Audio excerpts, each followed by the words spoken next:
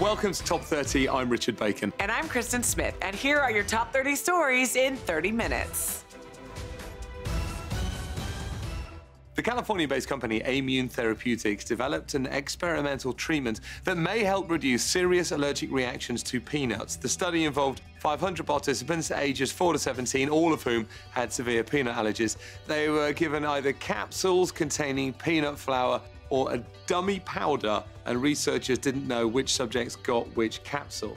At the end of the year-long study, 67% of kids who had the treatment were able to tolerate the equivalent of about 2 peanuts, compared to only 4% of kids who had the dummy powder. This increased tolerance could potentially stave off a life-threatening allergic reaction should a child accidentally come into contact with peanuts. This study's not yet been reviewed by independent experts. However, the company plans to file for FDA approval by the end of this year.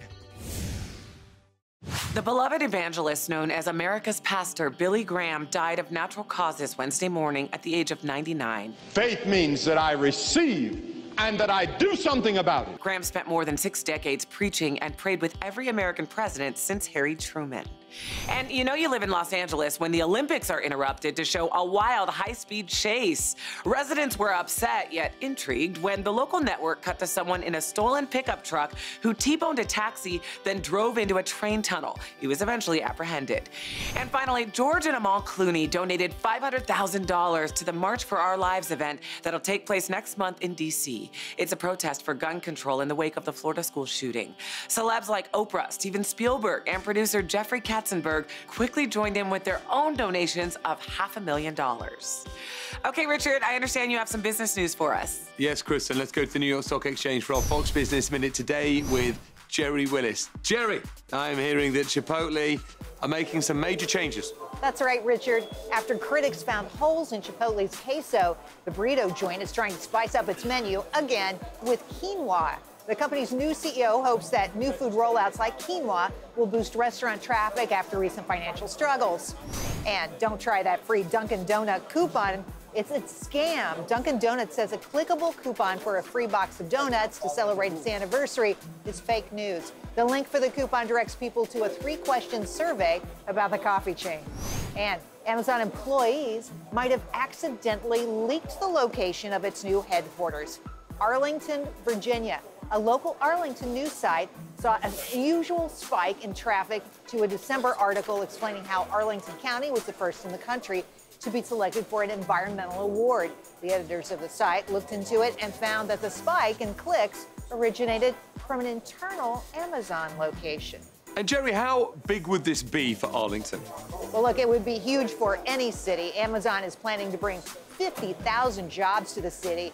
It shows for HQ2 and a total of $5 billion in investments in the local economy. Jerry Willis on the floor of the New York Stock Exchange. Thank you. The Louisville men's basketball team has been forced to give up all of their wins from 2011 to 2015, including their 2013 national championship. Those are the years in which it was found that academically ineligible student athletes played under famed coach Rick Pitino. The NCAA Division I Infractions Appeals Committee ruled the team must pay a fine and pay back all the money they got for appearing in the NCAA tournament every year. Louisville has a decorated record in men's basketball, winning at least 27 games per season in those years, going 35-5 during their championship year. The school's interim president, Greg Postel, responded to the committee's decision, saying, "We believe the NCAA is simply wrong in their ruling." But I don't think anyone will disagree that this tattoo Coach Pitino got to commemorate the championship win is now just wrong.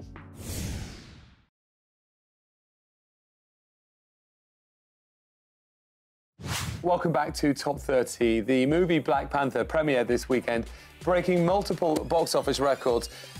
It took $201 million at the box office. Yeah. It got 97% on Rotten Tomatoes, which means it is a massive business success. It's a huge critical success. And it's also an enormous cultural moment as well. Yeah, it is. It also got 97% on Rotten Tomatoes. You say tomato. You're absolutely right, though. I think just as a woman of color, seeing this movie, it really is the first time that we've seen people of color represented in a story in the Marvel world at that. That's as mainstream as you get.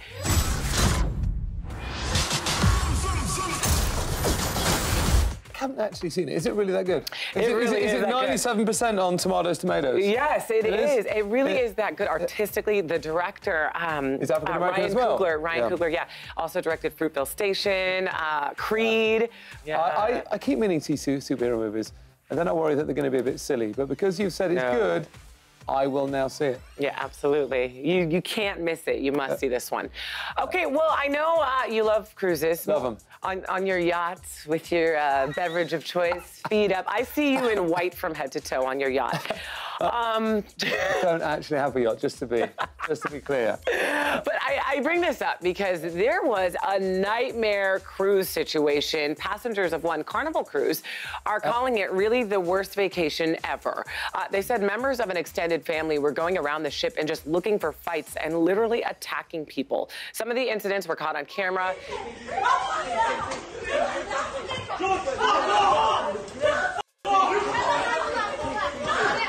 It got so bad, some families said they locked themselves in their room. One passenger said that it all started when someone stepped on someone's flip-flop.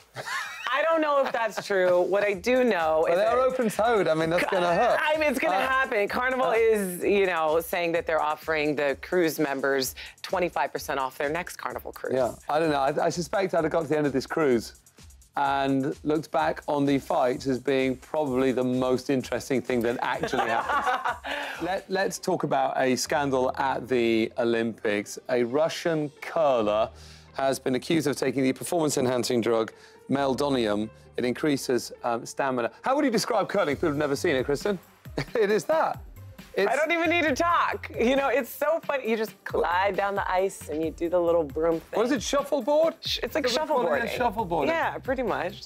I do subscribe to the theory that if you don't break a sweat, it's not really a sport. Yeah, I kind of do. Darts, not a sport. Yeah, not a sport, no. The Russians were actually banned from this Olympics, and they now have to perform without their country's flag on their clothing. And because of a scandal revealed in 2014, it turned out that doping amongst the Russian team was state-sponsored. And the culture there is so deep that it gives me a tiny bit of empathy for someone caught up in that culture that I don't fully understand. Yeah. I can understand that. His coach said there's no benefit to doping in curling.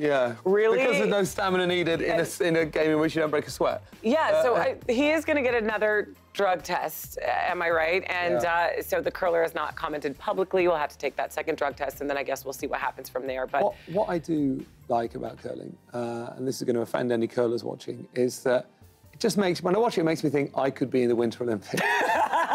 Just give me a couple of weeks, all right? I'll be there. Top 30, I'll be right back. Welcome back. Here is an extraordinary story. Several survivors of last week's school shooting in Parkland, Florida, have been making media appearances calling for stricter gun laws. Now an aide to a Florida lawmaker has been fired for claiming some of those students were acting. Benjamin Kelly told the Tampa Bay Times that two teens are not students here, but actors that travel to various crises. He'd seen them talking on CNN. He then saw a YouTube video about them. So the ability to look at a YouTube video, see an outrageous claim made on that YouTube video, and not bother to check its accuracy. Right.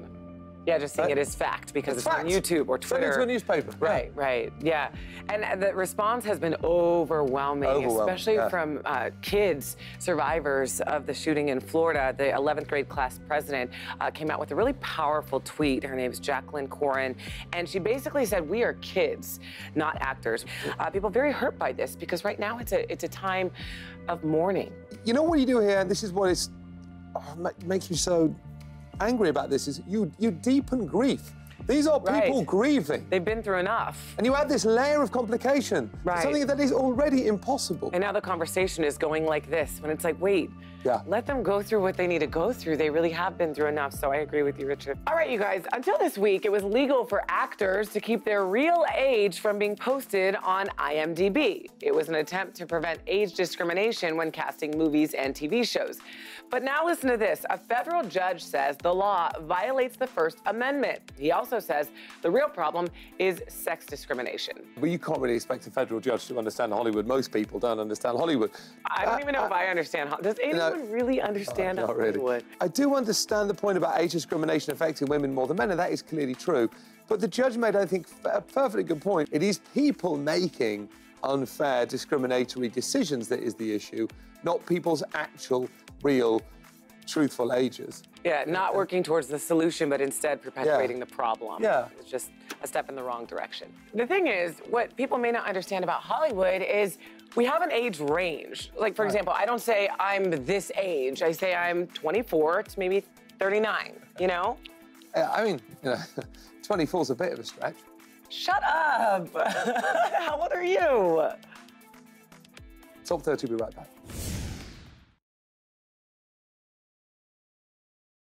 In today's Hometown Stories from Fox 10 Phoenix, activists gathered for a candlelit vigil in support of immigration rights and to defend DACA. But the centerpiece of the event was an expansive mural painted on the side of a building. It features a young migrant field worker releasing 2 doves from a cage. There are also 5 butterflies that represent the dreamers. The artist Lucinda Hinojos said she hopes the mural provides dreamers with motivation, inspiration, and hope. In our second story from KTVU, 9-year-old Ryland Ramos is being applauded for calling out gender bias on his 3rd grade English test. The question asked if the proper pronoun to describe a mayor was their or his. And while Ryland circled the right answer, his, he left a note for his teacher on the test. I think it should include women. Well, Sacramento City Council member Angelique Ashby agreed. She invited Ryland to a city council meeting, and he even got to sit in the mayor's chair. In our final story from Fox 13 Tampa Bay, the city of Clearwater, Florida has started a month-long initiative called 28 Days of Kindness. Lasting for the whole month of February, the program challenges city employees to engage in random acts of kindness. For example, bringing a basket of healthy snacks and cards to a 911 call center. Regina Novak, a wellness specialist with the city of Clearwater, talked about the ripple effects these small gestures can have. You never know how something you do can change the course of someone else's life. And she hopes others are inspired to pay it forward as well. Time now for this week's Page 6 Pics. Let's check in with Carlos Greer. Carlos, I hear there's trouble in paradise. Well, Kristen, it appears the New York housewives survived a cruise from hell. While vacationing in South America, it appears the reality star's yacht caught on fire and started to take on water.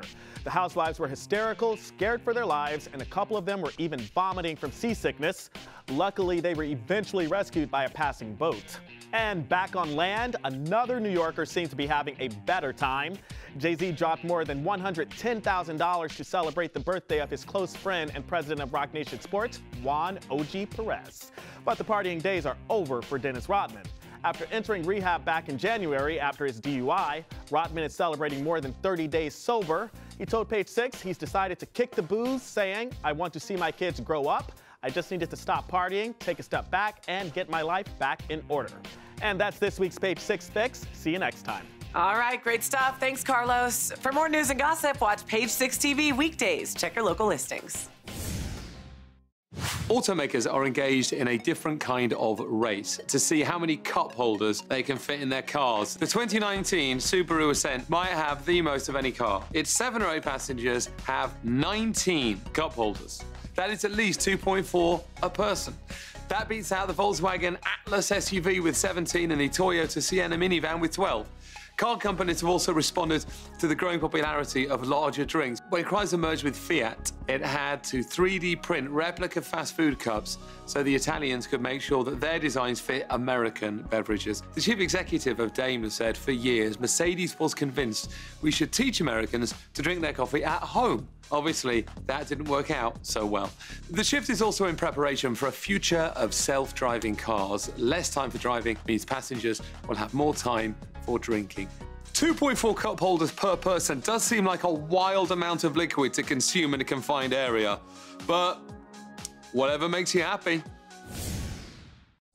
A 4-year-old golden retriever named Jacob has been on the ground in Florida to help comfort the victims and survivors of last week's deadly school shooting at Stoneman Douglas High School. Jacob is specially trained to help comfort during tragedies like this, and was also present during the aftermath of the mass shooting in Las Vegas last year and the Pulse nightclub shooting in 2016. He's one of at least 130 golden retrievers in 23 states that have been trained by the Lutheran Church Charity's Canine Comfort Dogs Ministry.